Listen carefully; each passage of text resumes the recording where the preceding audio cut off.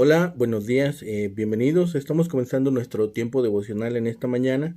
El día de hoy estaremos revisando del capítulo 37, la segunda parte de este capítulo, del versículo 21 al 38, para nuestro tiempo devocional que hemos titulado Una promesa cumplida. Una promesa cumplida. Vamos a la lectura de nuestra porción. Recuerden que estamos leyendo para la Nueva Traducción Viviente en nuestras Biblias. Vamos a leer entonces del capítulo 37, versículos 21 al 38. Dice la palabra de Dios: Después Isaías, hijo de Amós, le envió a Ezequías el siguiente mensaje. Esto dice el Señor, Dios de Israel: Ya que oraste respecto al rey Sennacherib de Asiria, el Señor ha pronunciado estas palabras en su contra. La hija virgen de Sión te desprecia y se ríe de ti. La hija de Jerusalén menea la cabeza con desdén mientras tú huyes. ¿A quién has estado desafiando y ridiculizando? ¿Contra quién levantaste la voz? ¿A quién miraste con ojos tan arrogantes? Fue al Santo de Israel. Por medio de tus mensajeros has desafiado al Señor. Dijiste: con mis numerosos carros de guerra conquistaré las montañas más altas, sí, las cimas más remotas del Líbano. Corté sus cedros más altos y sus mejores cipreses. Alcancé sus rincones más lejanos y exploré sus bosques más espesos. Cavé pozos en muchas tierras extranjeras y me refresqué con sus aguas. Con la planta de mi pie detuve todos los ríos de Egipto. Pero ¿acaso no has oído? Yo lo decidí hace mucho tiempo, hace mucho que lo planifiqué y ahora lo llevo a cabo. Yo determiné que tú aplastaras ciudades fortificadas y las redujeras a un montón de escombros. Por eso sus habitantes tienen tan poco poder y están tan asustados y confundidos. Son tan débiles como la hierba, tan fáciles de pisotear como tiernos brotes verdes. Son como hierba que sale en el techo de una casa, que se quema antes de poder crecer alta y lozana. Pero a ti te conozco bien, sé dónde te encuentras y cuándo entras y sales. Conozco la forma en que desataste tu furia contra mí. Por esa furia en mi contra y por tu arrogancia yo mismo oí. Te pondré mi gancho en la nariz y mi freno en la boca. Te haré regresar por el mismo camino por donde viniste. Luego Isaías le dijo a Ezequías: Esta es la prueba de que es cierto lo que digo. Este año ustedes solo comerán lo que crezca por sí mismo, y el año próximo comerán lo que de eso brote. Sin embargo, el tercer año plantarán cultivos y los cosecharán, cuidarán de sus viñedos y comerán de su fruto. Y ustedes, los que quedan en Judá, los que han escapado de los estragos del ataque, echarán raíces en su propio suelo, crecerán y prosperarán. Pues desde Jerusalén se extenderá un remanente de mi pueblo, un grupo de sobrevivientes desde el monte Sión. El ferviente compromiso del Señor de los ejércitos celestiales hará que esto suceda. Y esto dice el Señor acerca del rey de Asiria: sus ejércitos no entrarán en Jerusalén, ni siquiera se lanzarán una sola flecha contra ella, no marcharán fuera de sus puertas con sus escudos, ni levantarán terraplenes contra sus murallas. El rey regresará a su propia tierra por el mismo camino por donde vino. No entrará en esta ciudad, dice el Señor. Por mi propia honra y por mi amor a mi siervo David defenderé esta ciudad y la protegeré. Esa noche el ángel del Señor fue al campamento asirio y mató a 185,000 soldados. Cuando los asirios que sobrevivieron se despertaron a la mañana siguiente, encontraron cadáveres por todas partes. Entonces Sennacherib, rey de Asiria, levantó campamento y regresó a su propia tierra. Volvió a Nínive, la capital del reino, y allí se quedó. Cierto día, mientras rendía culto en el templo a su dios Nisroch, sus hijos Adramelech y Sarecer lo mataron a espada. Luego escaparon a la tierra de Arad, y otro de sus hijos, Esar Adón, lo sucedió en el trono de Asiria. Bien, para esta porción vemos que el Señor siempre honra la confianza de sus hijos. En el caso de Ezequías, le dio más promesas preciosas y, lo que es más importante, las cumplió al pie de la letra. Hizo exactamente lo que había dicho, rescató a su pueblo en forma milagrosa. La salvación fue total. Confiad en Jehová perpetuamente, porque en Jehová el Señor está la fortaleza de los siglos, dice Isaías 26:4. En esta contestación que hace Dios, vemos la respuesta a la fe. Dios responde siempre por medio de su mensajero escogido. Dice, acerca de lo que me rogaste, versículo 21, es la explicación de más de una intervención divina. El cántico de la fe refleja la burla de Jerusalén de su orgulloso atacante. Este cántico burlesco de la hija de Sión le recordaría a Sennacherib que no era una persona humana contra quien había osado levantar la voz. Las proezas de que se jactaba por sus grandes florestas y fuentes de agua no lo hacían dueño de la naturaleza. Nada de eso hubiera podido hacer sin el permiso del Señor, y sus libertades tenían un límite. Su Señor ahora pondría un garfio en el anillo de su nariz, y como un buey que ha llegado al final de sus fuerzas, lo llevará de vuelta a su casa. O como un potro resoplante, el freno de Dios lo hará volver por el camino de donde vino. Ahora el profeta da una señal de supervivencia segura. En un periodo de 12 meses, la tierra estará libre de sus invasores y la agricultura recuperará su curso natural. Los judíos estaban recogiendo entonces solo una pobre cosecha, y esto continuaría aún un año más. Pero entonces los ejércitos extranjeros ya no estorbarían la siembra. De Jerusalén y del monte de Sión llegarán los escapados como el núcleo del nuevo comienzo de la nación, gracias al celoso cuidado del Dios Todopoderoso y Eterno. La promesa de protección se basa en la preocupación de Dios por su honor y por su pacto con David. Por lo tanto, ni una sola saeta caerá dentro de los muros de Jerusalén. El arrogante asirio no pondrá el pie dentro de ella, ni levantará baluarte contra ella. Por el camino donde vino volverá. Así que también se efectúa la liberación por la fe. Finalmente, en una sola noche se produjo la milagrosa liberación. Cuando el ángel de Jehová mata, significa muerte y a la vez liberación. La frase hebrea aquí usualmente indica la segunda persona de la Trinidad, o sea, el Cristo preencarnado. Siguen la muerte y la partida. Las historias de Egipto y de Judá contienen reminiscencias independientes de este súbdito y milagroso desastre del ejército asirio.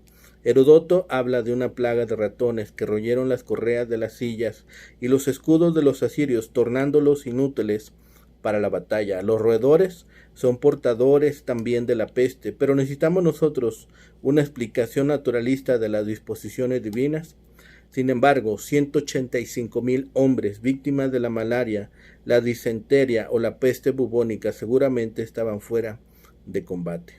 Los dioses falsos no pueden librar de los hijos en quienes uno puede confiar, mucho menos dar victoria sobre un pueblo defendido por el Señor.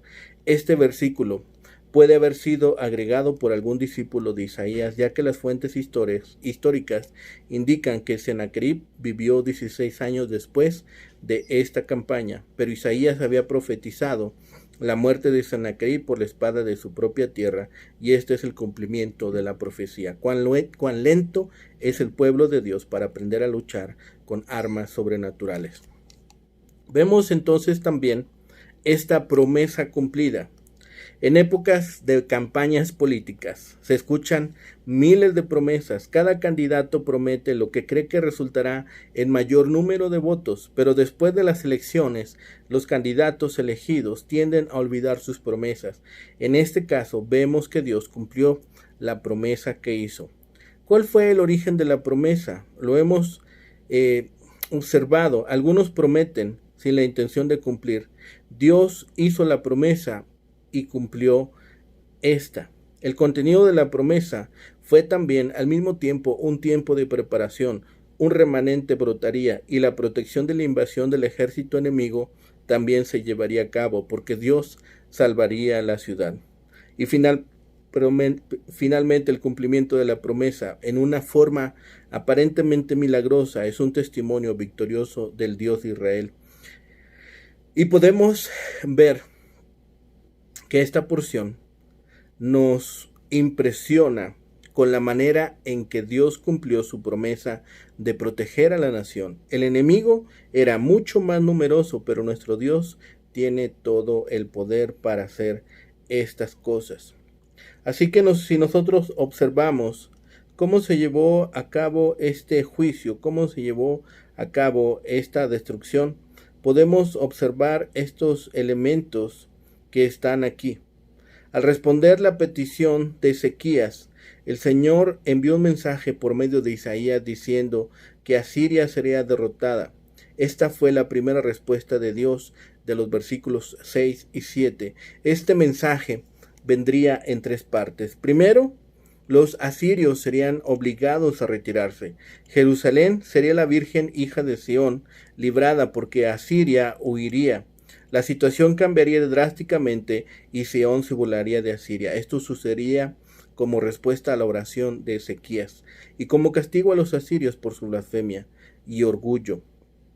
Sennacherib se jactaba de que había talado los mejores y más altos cedros y cipreses de las alturas, de las montes y colinas del Líbano. Esto puede referirse a su devastación del Líbano, o de manera simbólica de decir que él había conquistado a las principales naciones.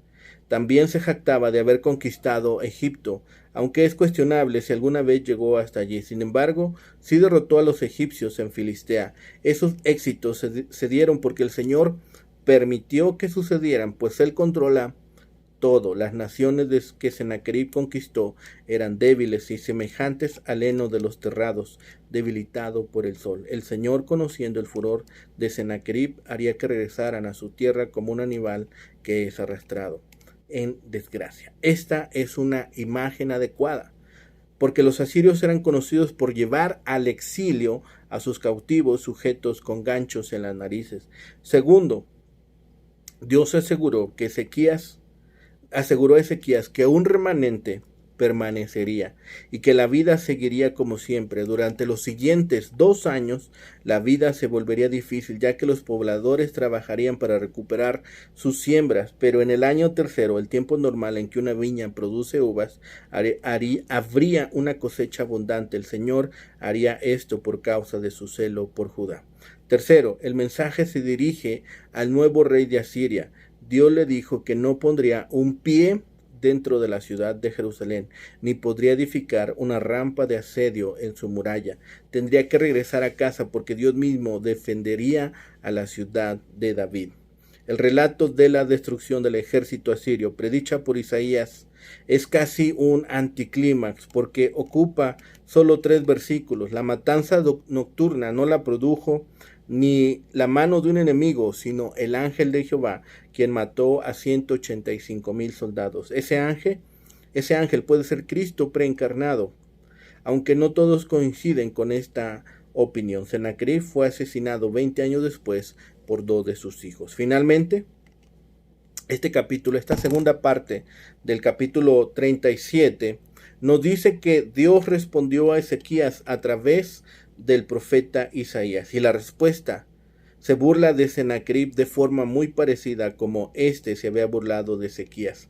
La burla no iba a venir de poderosos comandantes militares, sino de la Virgen hija de Sión y de la hija de Jerusalén. Ambas mujeres, quienes en las guerras antiguas carecían de poder, serían las que despreciarían y se burlarían de las poderosas fuerzas asirias. Isaías deja bien clara la razón para esto.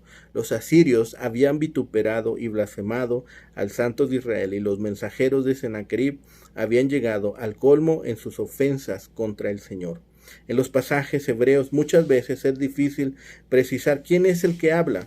Es frecuente que el orador cambie sin que el texto lo indique. El versículo 24 presentó las orgullosas palabras de Sennacherib. En el versículo 26, quien habla es otro. En esta ocasión es el propio Dios. ¿No has oído, Sennacherib? El Señor siguió diciéndole al rey asirio que él había planeado sus grandes logros desde mucho antes. Desde tiempos antiguos yo lo hice. En otras palabras, Jehová era el Dios que hacía la historia. Todos los acontecimientos del mundo están bajo su control y estos son solo instrumentos divinos que llevan a cabo los planes que él ha hecho. Dios no actúa por capricho, sino que lo tiene todo planeado. Y puesto que Sennacherib era tan arrogante, Dios lo iba a conducir de la nariz con un garfio como un animal salvaje. El rey asirio iba a regresar a Nínive, mucho más humilde que el arrogante que inició la campaña contra Jerusalén. Luego Isaías volvió a Ezequías y le aseguró que las dificultades por causa de la invasión asiria no iban a desaparecer rápidamente. Judá sufriría durante 2 años las consecuencias de la incursión, pero al tercer año las cosas regresarían a la normalidad. El ataque asirio había destruido la cosecha de un año y les había impedido a los agricultores sembrar una nueva. La única fuente de alimento para Judá durante 2 años sería lo que nace de suyo, pero al tercer año la agricultura se normalizaría. Además, Isaías le aclaró a Ezequiel la idea del remanente. Un resto fiel va a crecer en Jerusalén, echará raíces y llevará fruto. Y esta es una imagen interesante acerca también de los creyentes.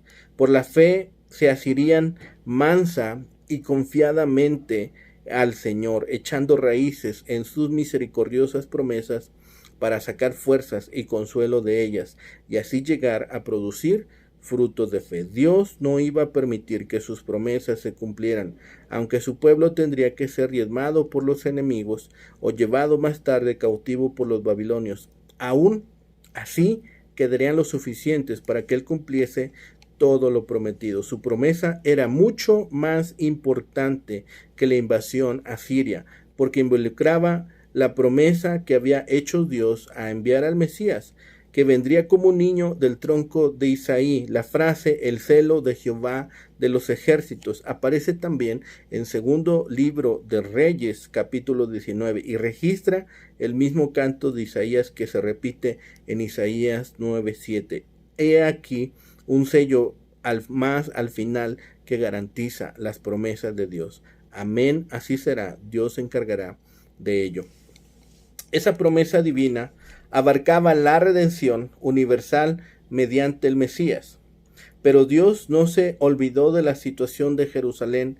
A Ezequías se le confirmó una vez más que Sennacherib no iba a tomar a Jerusalén. De hecho, ni siquiera iba a disparar una saeta dentro de la ciudad. Dios la defenderá, pero no porque lo mereciera, ni porque Ezequías fuera un rey bueno y fiel. Dios salvará a Jerusalén únicamente por su gracia, por amor de sí mismo. Dios librará a Jerusalén simplemente por ser Él quien es y porque es misericordioso. En la primera parte de su profecía, Isaías había mencionado muchos de los pecados de Jerusalén y de su pueblo. La historia postrera revelará la continua infidelidad y perversión de su pueblo, pero por su gracia Dios iba a guardar otra vez a Jerusalén. Dios incluyó a su siervo David como una razón para la salvación. En segundo libro de Samuel, capítulo 7, Dios había prometido que el Mesías vendrá de la familia de David y así sucederá. El Todopoderoso se comprometió a conceder la liberación debido a su promesa, aunque ni David en la antigüedad ni Ezequías merecían que Dios los liberara, pero aún así el Señor lo iba a hacer. Todo ocurrió tal como Isaías lo predijo. 185,000 orgullosos soldados asirios murieron en una sola noche. Sennacherib levantó el campamento, se retiró, retornó a Nínive y allí permaneció. Dios le había dado un espíritu tímido.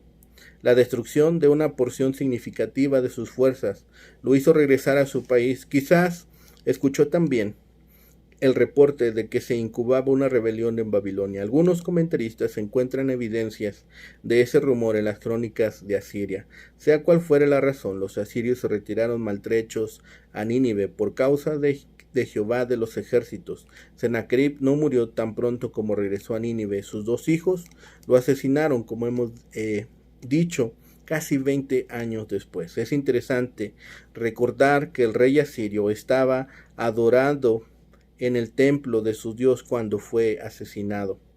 Nuevamente notamos el contraste que hace Isaías. Ezequías fue al templo del Señor y oró, y Jehová le respondió con una grande y gloriosa victoria. Sennacherib fue al templo de Nisroch a orar, pero su Dios no fue capaz de protegerlo, ni siquiera durante el acto de la oración. Jehová es Dios, es el único y verdadero Dios. Todos los otros dioses son simples imágenes sin valor. Y entendemos en esta porción todas las cosas que le fueron confiadas a Isaías. Estas profecías vienen a demostrar una vez más que es Dios quien tiene todas las cosas en sus manos. Los que reciben con paciencia mensajes de terror de parte de los hombres y envían con oración mensajes de fe a Dios, pueden esperar para su consuelo mensajes de gracia y de paz de parte de Dios. Isaías envió de parte de Dios un largo mensaje a Ezequías como respuesta a su oración. Por cuanto me rogaste contra Sennacherib, has de saber para tu consuelo que tu oración ha sido oída. Los que insultaban al pueblo de Dios, a Dios insultan. ¿A quién vituperaste y a quién blasfemaste contra el Santo de Israel? La injuria que Sennacherib hizo a Dios tuvo la agravante de enviar a sus siervos a que hiciesen su parte. Por mano de tus siervos has vituperado al Señor, y todavía se gloriaba el asirio de ser capaz de remover todos los obstáculos que se opongan a su avance. En respuesta a estas bravatas de Sennacherib, Dios responde por boca de Isaías al asirio y le hace saber que todo su poder y sus éxitos se deben enteramente a la voluntad de Dios, quien había decretado desde el antiguo el destino de las naciones que él había conquistado. Era pues una intolerable arrogancia por parte del asirio gloriarse de sus éxitos como si se debiesen enteramente a la habilidad de su estrategia y al poder de su numeroso ejército. En respuesta a esa arrogancia, Dios le va a frenar en seco. Pondré mi garfio en tu nariz y mi freno en tus labios. Dice, Asiria va a ser como un animal de carga, o como a veces se hacía con un prisionero a quienes se les perforaba la nariz, a los primeros para que obedecieran y a los segundos para afrentarles. Dios había firmado la comisión de Sennacherib contra Judá. Ahora la va a cancelar. Jerusalén será amparada y los sitiadores serán desterrados antes que comiencen las veras del asedio. No hay modo de oponerse a Dios ni a sus juicios cuando se dispone a cumplirlos. Un solo ángel en una sola noche destruirá el numeroso ejército asirio en el mismo lugar en que se halla. El gran rey, el rey de Asiria, aparece diminuto en gran manera cuando se ve forzado a darse la vuelta lleno de terror. No sea que el ángel que ha destruido su ejército le destruya también a él. Pero aún cae más bajo cuando sus propios hijos, que habrían de defenderle, le ofrecen en sacrificio a sus ídolos cuya protección él buscaba. Pero eso no es todo. Dios se vuelve misericordioso hacia su pueblo. La tierra de Judá será la más fructífera que de ordinario, de forma que sus pérdidas quedarán sobradamente reparadas. Pero no piensen que la destrucción llevada a cabo en el país le van a excusar de observar el año sabático. Bien pueden depender de Dios para su provisión quienes han dependido de él para su salvación. Dios provee entonces no solo salvación, no solamente consuelo, sino también provee de los recursos necesarios una vez que hemos declarado a Jesucristo como Señor y Salvador. Es este juicio divino que es efectuado sobre el malvado, es este juicio divino que cae sobre aquel que ha osado levantar su voz contra Dios. ¿Qué es lo que obligó definitivamente a la retirada de los asirios?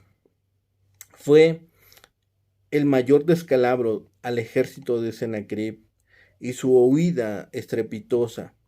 En el segundo libro de Reyes, capítulo 19, versículo 35, nos dice que ello ocurrió aquella misma noche.